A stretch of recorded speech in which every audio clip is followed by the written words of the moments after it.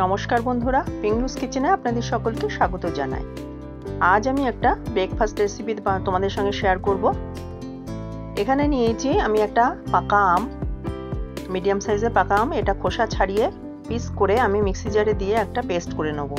এখানে সুজি আর দই নিয়েছি। সুজি আর দইটা আমি ভালোভাবে মিশিয়ে রাখছি, দুটো একসঙ্গে ভালোভাবে মিশিয়ে রাখছি। দেখো মেশানো হয়ে গেছে। আমি আর একটু জল দেবো, যেহেতু এটা গাঢ় হয়ে গেছে বলে। আর একটু জল দিয়ে আমি এটাকে মিশিয়ে রাখছি। মিশিয়ে রাখার পর এখানে আমি গুড় দিয়ে দেবো। গুড় দিয়ে ভালোভাবে মিশিয়ে এটাকে আমি রেস্টে রাখবো 10 মিনিট। আমি আগে কিন্তু রেস্টে রাখিনি সুজি ফোলার জন্য, এখন আমি রেস্টে রাখলাম এবং গুড় সম্পূর্ণ গলে গেছে। আমি এখানে আমের পাল্পটা দিয়ে দিলাম, দিয়ে আবারও ভালোভাবে মিশিয়ে নেব। এই রেসিপিটা খেতে কিন্তু দুর্দান্ত। তোমরা ব্রেকফাস্ট রেসিপিতে এটা রাখতে পারো। এটা ভালোভাবে মেশানো হয়ে গেছে ব্যাটারটা। আমি কুচো আম করে নিয়েছি, এটা পরে আমার দরকার হবে। আর এখানে ইনো দিয়ে দিলাম। ইনো দিয়ে আমি এখানে জল মেশালাম না, ইনো দিয়ে ভালোভাবে মিশিয়ে নিতে হবে। আমি সব ক্যাভিটিতে একটু করে তেল দিয়ে দিলাম। তেল দিয়ে একটা ব্রাশ দিয়ে আমি স্প্রেড করে দিলাম, দিয়ে অল্প অল্প করে ব্যাটার দিয়ে দিচ্ছি। খুব অল্প অল্প ব্যাটার দিতে হবে, একদম ভরে ব্যাটার দেব না, খুব অল্প অল্প ব্যাটার দিয়ে দিলাম। এইবার আমি যে আমের পিসটা রেখেছিলাম, সেই আমের পিস একটা দুটো করে এর মধ্যে দিয়ে দেবো, দিয়ে একটা চামচ দিয়ে একটু লাইটভাবে চেপে দেবো। এইভাবে প্রতিটাতেই আমি আমের পিস দিয়ে দেবো।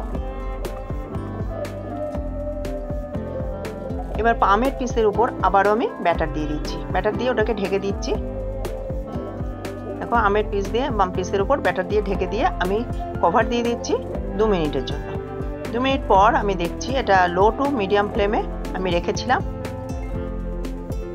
মাঝেরগুলো পুরোপুরি হয়ে গেছে, আর এগুলো পাশেরগুলো আমি উল্টে দিচ্ছি।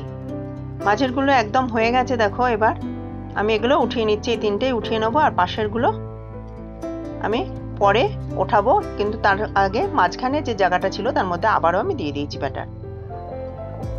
পাশেরগুলো তুলে নিচ্ছি। পাশেরগুলো পুরো কমপ্লিট হয়ে গেছে। আমার আমের ব্রেকফাস্ট রেসিপি হয়ে গেল। তোমাদের এই রেসিপিটা কেমন লাগলো অবশ্যই জানাবে। আর যদি ভালো লেগে থাকে তাহলে অবশ্যই লাইক করে শেয়ার করো, আর আমার চ্যানেলকে সাবস্ক্রাইব করতে একদমই ভুলো না। দেখো এখানে কিন্তু আমি একটা ভেঙে দেখাচ্ছি কিরকম জালিদার হয়েছে, সফট হয়েছে। আর ভেতরের যে আমটা সেটা কিন্তু নরম হয়েছে, বেশ নরম হয়ে যায়। আজকে এই অবধি, অন্য কোনো রেসিপি নিয়ে অন্যদিন হাজির হয়ে যাব। ধন্যবাদ। পাকা আমের সময় এই ব্রেকফাস্ট রেসিপিটা একদম পারফেক্ট।